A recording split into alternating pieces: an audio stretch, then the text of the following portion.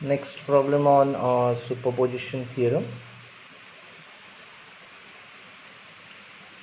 The question is, for the circuit shown in figure,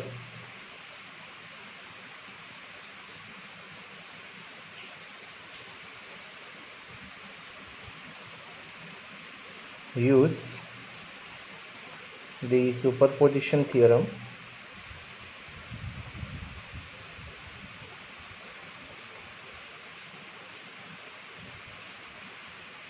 to find I naught. Diagram given is 4 ampere, 3 ohms, 2 ohms,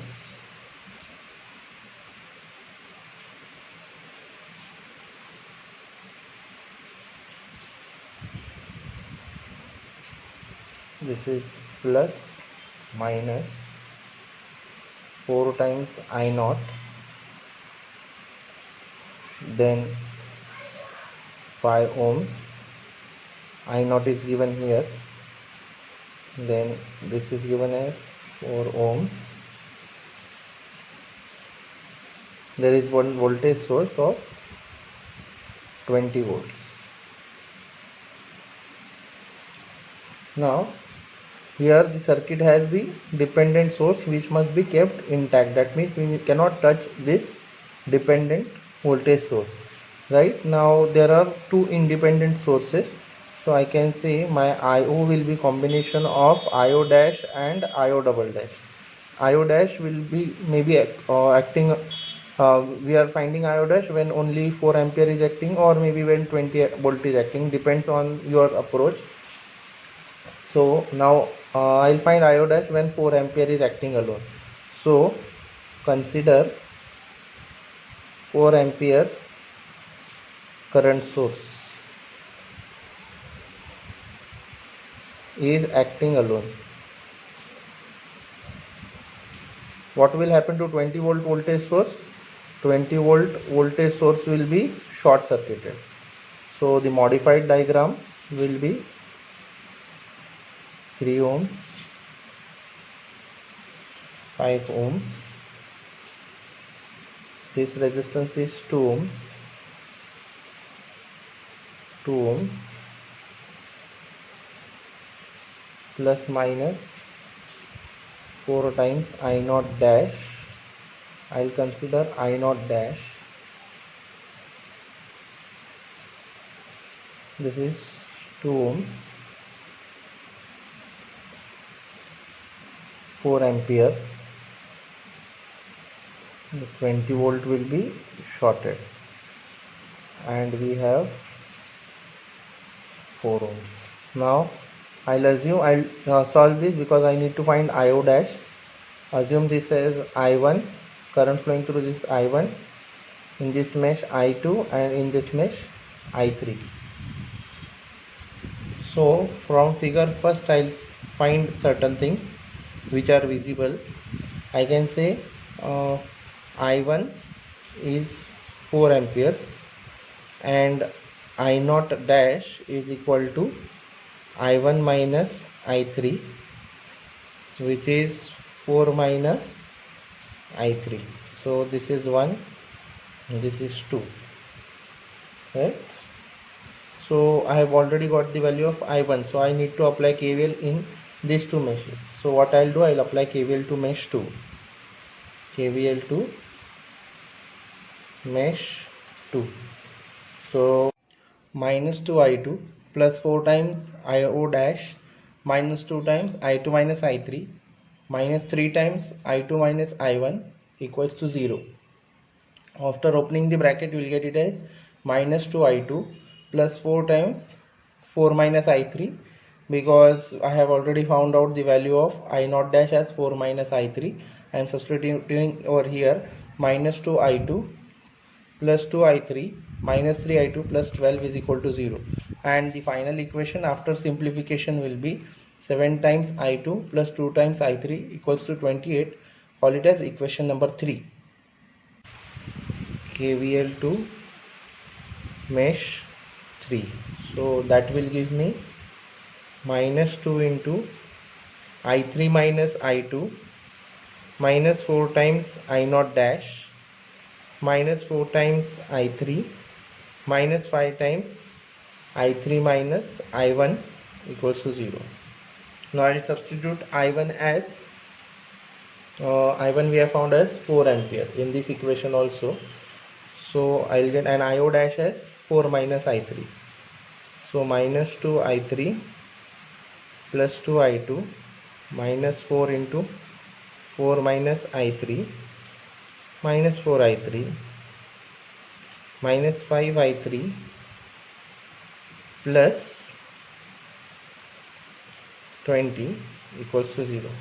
So after simplification you should get this equation as 2 times I2 minus 7 times I3 equals to minus 4. This is as equation number.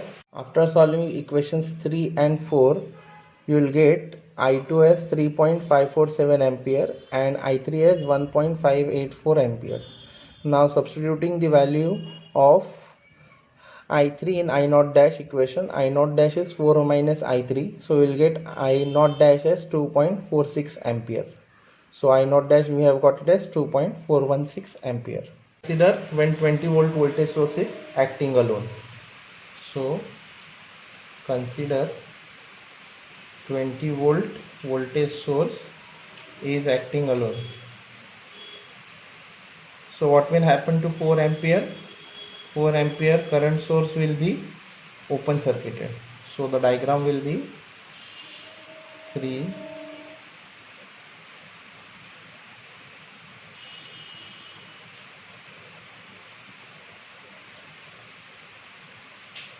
plus minus